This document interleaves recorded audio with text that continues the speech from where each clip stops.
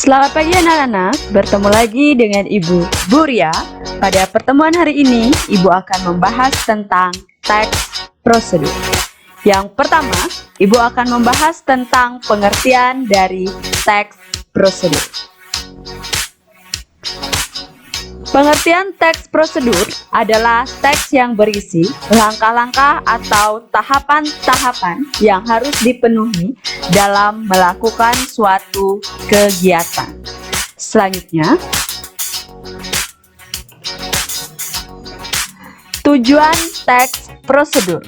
Pada bagian tujuan teks prosedur, menjelaskan kegiatan yang harus dilakukan agar pembaca atau pemirsa dapat secara tepat dan akurat mengikuti sebuah proses, membuat sesuatu, melakukan suatu pekerjaan, atau menggunakan suatu alat. Selanjutnya, ciri-ciri teks prosedur. Ciri-ciri teks prosedur antara lain yang pertama, ada panduan langkah-langkah yang harus dilakukan. Yang kedua, aturan atau batasan dalam hal bahan atau kegiatan dalam melakukan kegiatan. Yang ketiga, isi kegiatan yang dilakukan secara urut. Kalau tidak urut disebut sebagai tips. Baik, selanjutnya yaitu jenis teks prosedur berdasarkan tujuannya. Yang pertama, teks prosedur untuk memandu cara menggunakan atau memainkan suatu alat. Yang kedua, teks prosedur untuk memandu cara membuat. Yang ketiga, teks prosedur untuk memandu cara melakukan sebuah kegiatan. Selanjutnya, struktur dari teks prosedur. Yang pertama, ada tujuan. Pada bagian tujuan berisi dari penulis suatu teks prosedur yang dibuat dan berupa hasil akhir yang akan dicapai dari pembuatan teks prosedur tersebut, sehingga pembaca makin tertarik dan makin mengerti dengan membaca teks prosedur tersebut. Selanjutnya, langkah-langkah. Pada bagian langkah-langkah, penyajian langkah terdiri atas dua bentuk, yaitu sebagai berikut. Dalam bentuk uraian paragraf, kata yang digunakan seperti pertama, kedua, ketiga, dan seterusnya. Dalam bentuk penomoran di setiap langkah dengan urutan ke bawah. Selanjutnya ada alat dan bahan.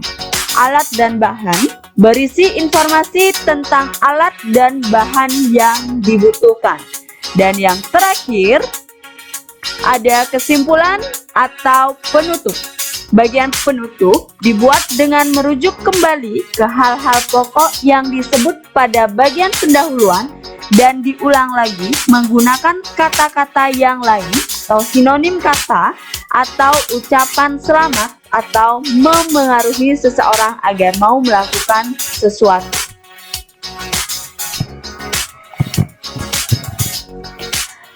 Itu tadi penjelasan tentang struktur dari teks prosedur. Selanjutnya kita akan membahas tentang menelaah penggunaan bahasa dalam teks prosedur. Yang pertama, menggunakan kalimat perintah. Kalimat perintah disebut juga sebagai kalimat imperatif, di mana kalimat ini berisi perintah untuk melakukan sesuatu. Kalimat ini berfungsi untuk meminta atau melarang seseorang melakukan sesuatu. Intonasi yang digunakan biasanya agak naik. Kalimat imperatif diakhiri dengan tanda seru. Selanjutnya, penggunaan kata pasif. Bentuk pasif dalam teks prosedur untuk memberikan peringatan atau saran tambahan agar tidak terjadi kesalahan yang fatal atau berbahaya. Bentuk pasif dapat diberikan pada instruksi atau panduan jika berbicara tentang proses, yaitu proses sesuatu itu dilaksanakan atau dibuat, bukan tentang cara membuat atau melakukan sesuatu. Yang ketiga, Penggunaan kriteria atau batasan. Jadi dalam hal ini, agar orang dapat melakukan seperti yang ditulis dalam teks prosedur, kalimat dalam teks prosedur harus rinci dan jelas batasannya. Yang keempat, menggunakan kata keterangan cara, alat, dan tujuan. Kata keterangan disebut juga sebagai adverbia, adalah kelas kata yang memberikan keterangan pada kata lain. Seperti verba, verba adalah kata kerja atau adjektiva yang merupakan kata sifat. Adverbia yang biasanya banyak digunakan dalam teks prosedur, antara lain keterangan cara, keterangan alat, dan keterangan tujuan. Yang kelima, menggunakan kalimat saran atau larangan. Bahasa dalam teks prosedur menggunakan saran, keharusan, dan larangan supaya pembaca selamat, aman, dan mencapai hasil yang maksimal.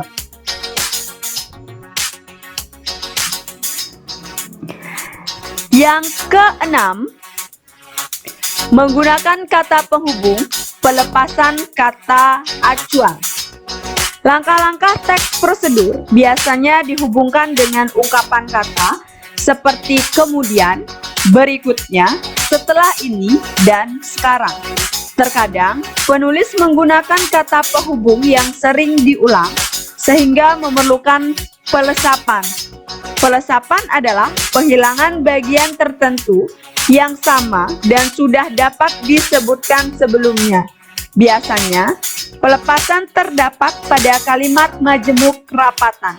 Kalimat majemuk rapatan adalah gabungan beberapa kalimat tunggal karena subjek, predikat, atau objeknya sama, sehingga pada bagian yang sama hanya disebutkan sekali.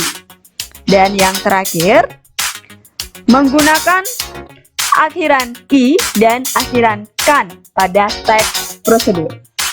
Penggunaan akhiran "i" digunakan apabila objek dalam kalimat tidak bergerak. Sedangkan akhiran "kan" digunakan apabila objek bergerak. Salah satu contoh teks prosedur yaitu cara menghidupkan komputer, cara memasak mie, cara membuat pisang goreng, dan masih banyak lagi. Nah, anak-anak, demikian penjelasan Ibu pada hari ini. Semoga apa yang Ibu sampaikan pada pertemuan kita hari ini bisa bermanfaat untuk anak-anak. Tetap semangat, belajar di rumah, jaga kesehatan kalian, dan sampai jumpa, dan terima kasih.